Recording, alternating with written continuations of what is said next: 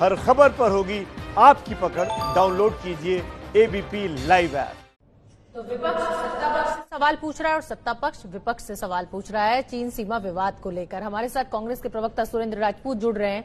सुरेंद्र राजपूत, अभी हमने एके एंटनी का वो बयान भी सुनवाया अपने दर्शकों को, जिसको कोट कर रहे हैं संबित पात्रा। उन्होंने कहा कि undeveloped borders are safer than the developed borders. कोई जवाब है इसका आपके पास? उसके बावजूद आप सवाल पूछ रहे हैं सत्ता पक्ष से।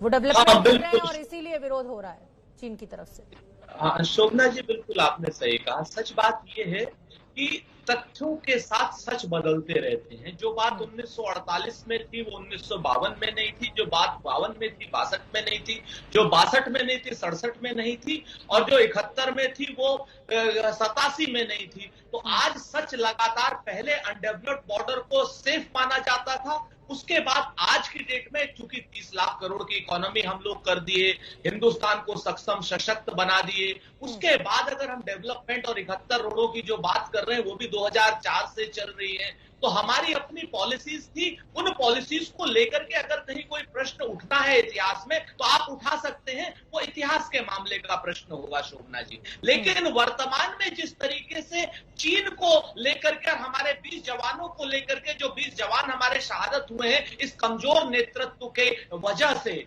और इस जिस तरीके से हेडलाइन बनाने वाले नेतृत्व की वजह से, जो नेतृत्व आज की डेट में पिछले 48-50 दिनों से डिनायल मोड में था, आज ये लोग कुतर्क करके पुरानी चीजों को ला करके, पुरानी चीजों की, मान लीजिए वो कमी अभी एक बार को मैं कहता हूं, उन कमियों के पीछे शिखंडी के रूप में क्यों छिप रहे हैं, मेरी समझ से बाहर है। जिस तरीके का ये, आज सरकार को क्या विपक्ष से प्रश्न पूछना चाहिए या चीन से प्रश्न पूछना चाहिए कि हमारा इनलीगल ऑक्यूपेशन आप बाहर करो? सरकार को कांग्रेस से प्रश्न पूछने चाहिए या क्या हम चाइना के जी जिनपिंग से, जिनको वो झूला झुलाते थे, चाय पिलाते थे, अपने जो दोस्त है माय डियर फ्रेंड, उनसे पूछने चाहिए थे प्रश्न? क्या सरकार को हमारे यहाँ पे श्री राहुल गांधी जी और सोनिया गांधी से पूछना? ये निर्लज्जता की पराकाष्ठा है जी।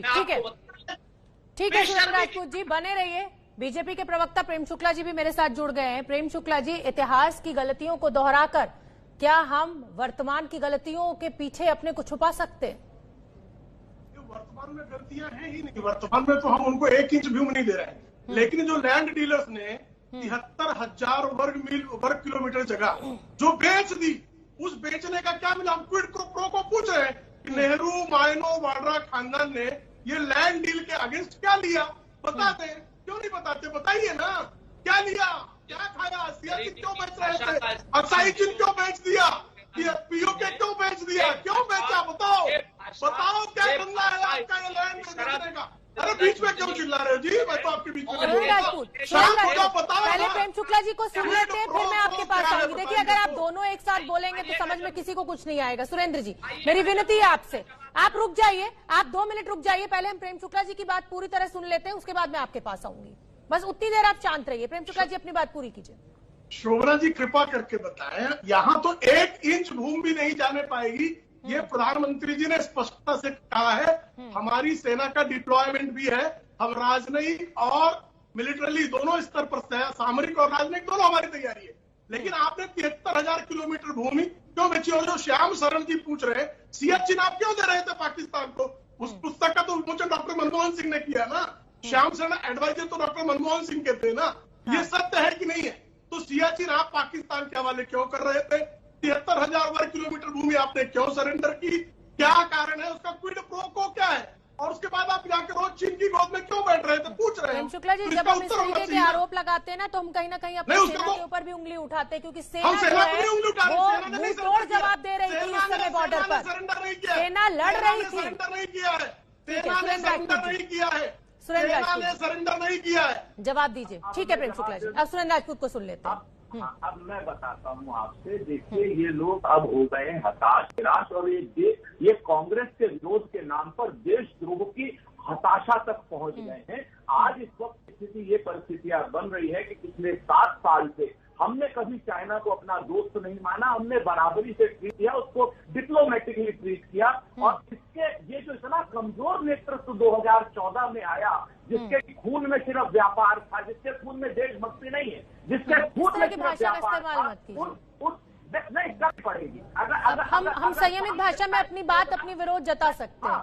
मैं बिल्कुल पूरी तरीके से, ये जिसके खुद में व्यापार था, मैं फिर से कहता हूँ, उन लोगों ने मिल करके चाय डिप्लोमेसी में, उन लोगों ने मिल करके झूला डिप्लोमेसी में, उन लोगों ने मिल करके माय डियर फ्रेंड और क्या नाम मोटेरा की डिप्लोमेसी में, जिस तरीके से देश के अखंडता को, अक्षमता, ठीक है सुरेंद्र राजपूत, आपका जो पक्ष है कि इतनी बार जो प्रधानमंत्री नरेंद्र मोदी की मुलाकात हुई शी जिनपिंग से, उसका क्या नतीजा निकला, ये सवाल हम जवाब मांगेंगे प्रेम शुक्ला जी। कांग्रेस के शासनकाल को आप कमजोर शासनकाल कहते रहे, कमजोर प्रधानमंत्री कहते रहे, ये आपका अपना आरोप है कांग्रेस के ऊपर। मेरा सवाल आपसे ये है कि नेपाल जैसा मित्र देश भी अब आंखें दिखा रहा है, कहीं ना कहीं कूटनीति के तौर पर या विदेश नीति के तौर पर कमी कुछ रह गई, कोई चूक सरकार से?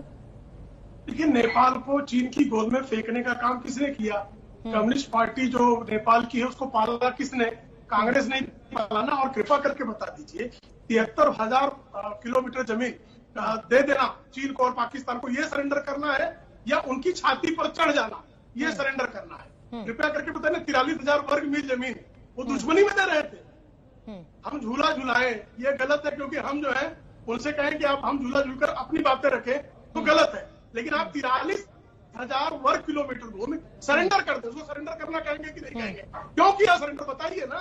600 बार इनकर्शंस हुए और सैकड़ों किलोमीटर अंदर चला आया चीन, तो ये सरेंडर था कि नहीं था? आप नेहरू जी ने सरेंडर किया, डॉक्टर मनमोहन सिंह ने सरेंडर किया, राजीव गांधी ने सरेंडर किया। अगर उस सरेंडर का हम हिसाब आपसे सुरेंद्र राजपूत जल्दी से जवाब ले लेते हैं। संसद में कहते हो माओ ने धोखा दिया नेहरू को, शी जिनपिंग ने धोखा दिया नरेंद्र मोदी को, तो क्यों फिर आप इस तरीके के सवाल उठा रहे? धोखा तो चीन की फितरत है। देखिए, दो बातें शोभना जी, बड़ी आपकी बात जस्टिफाइड। हमको धोखा दिया, हम लड़के हारे, लेकिन नरेंद्र मोदी जी और इनका कमजोर नेतृत्व, नाकारा नेतृत्व बगैर लड़े सरेंडर किए हुए हैं। ये भारत का कमजोर 43,000 वर्ग किलोमीटर भूमि का डील बताए।